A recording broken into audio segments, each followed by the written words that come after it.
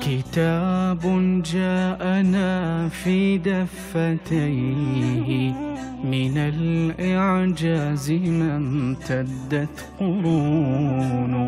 كتاب الله لا تحريف فيه فلا يطغى على العقل الجنون.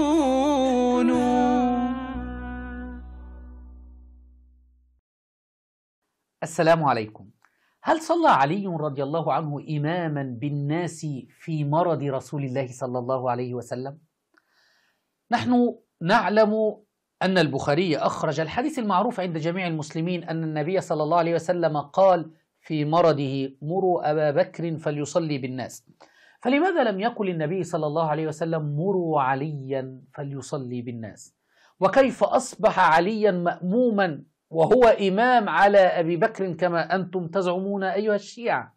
ولماذا لم يوجد نص ولو ضعيف في كتب الشيعة فيه أن النبي صلى الله عليه وسلم قال في مرضه: مروا عليا فليصلي بالناس؟